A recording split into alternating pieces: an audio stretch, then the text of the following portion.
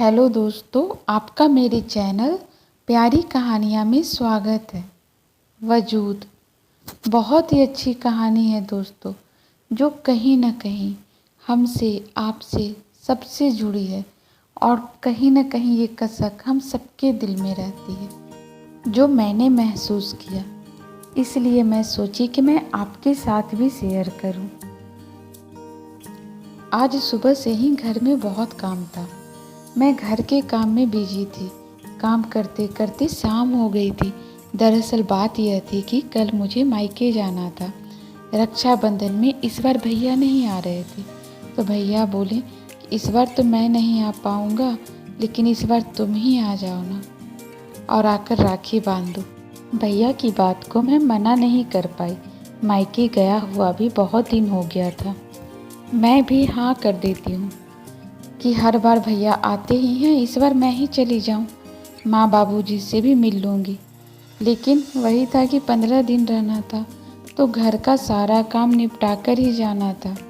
इनका कपड़ा आयरन करना था। फिर मैं सोची कि किचन में कुछ सूखा नाश्ता भी बना कर रख देती हूँ, ताकि सासू माँ को जब भी शाम को कुछ खाने की इच्छा हो तो वह खा ले, क्योंकि उन्हें डॉक्टर ने बाहर का खाने से मना किया था।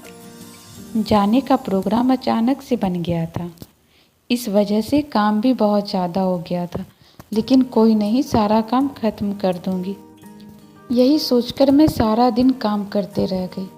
शाम को 4 बज गए। मैं बहुत थक गई थी, तो सोची कि थोड़ा आराम कर लेती हूँ, फिर नाश्ता बनाऊंगी। लेकिन थकान के कारण मैं जैसे ही बिस्तर पर लेटी, मुझे नींद आ गई, जिस वजह से शाम की चाय मैं नहीं बना पाई। शाम को मेरी सासू माँ चाय का इंतज़ार कर रही थी। उन्हें भूख भी लगी थी, लेकिन कुछ बोली नहीं। मेरे बेटे को कहती है, क्या बात है, अभी तक सोई है? हाँ भाई, अपना घर जाना है। मायके के आगे ससुराल की कहाँ याद रहती है। यहाँ तो दूसरे घर से आई है ना, यह उसका घर थोड़ी ना है।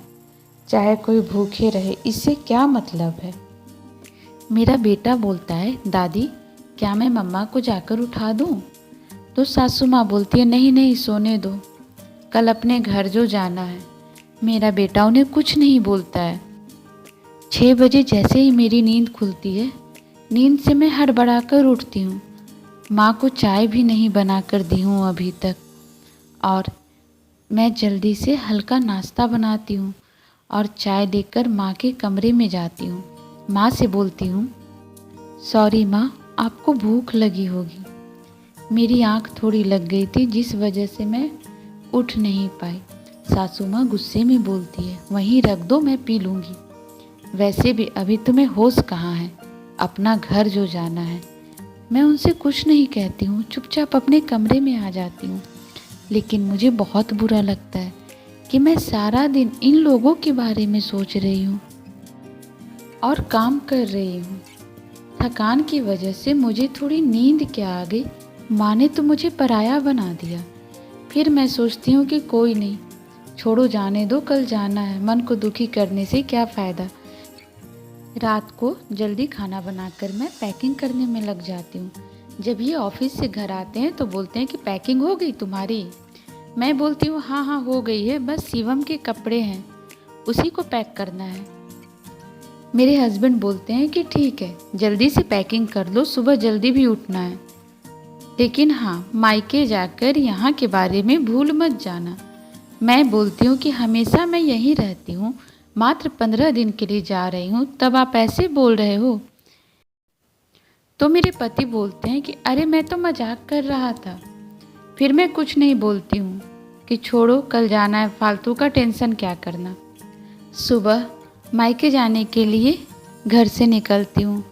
माँ और पापा से मिलने की तो बहुत खुशी थी, लेकिन यहाँ का भी थोड़ा टेंशन था कि पता नहीं काम वाली सही से समय पर सब करेगी कि नहीं, सासू माँ को प्रॉब्लम ना हो किसी भी तरह का। घर पहुँचने में शाम हो जाती है। माँ बाबूजी बहुत खुश होते हैं, भाभी भी खुश होती है और बोलती है, आ गई, अब जाकर फुर्सत मिला है इतने दिनों के बाद। मैं भाभी से बोलती हूँ, क्या करूँ भाभी, बच्चों की पढ़ाई, घर का काम, मन तो बहुत करता है आने का, लेकिन आप तो समझ ही सकती हैं, भाभी बोलती है, हाँ हाँ, बात तो आप बिल्कुल ठीक कह रही हैं। रात में खाना खाकर फिर बातचीत करते हुए बहुत समय बीत जाता है, बहुत रात हो जाती है। इतने दिन के बाद माँ के पास बैठकर उनसे बातें करके लग रहा था कि हमारी बातें ही खत्म नहीं होंगी। सच में लड़की की भी क्या ज़िंदगी होती है, मायके और ससुराल बस इसी के बीच में फंसकर रह जाती है। दूसरे दिन रक्षाबंधन था। बहुत ही धूमधाम से हम लोग रक्षाबंधन मनाते हैं। सबसे ज़्यादा तो माँ बाबूजी खुश थे कि बिटिया मेरी कितने दिन बाद आई है। माँ बाबूजी के पास 15 दिन कैसे बीत गए पता ही नहीं चला। फिर घर आने की तैयारी।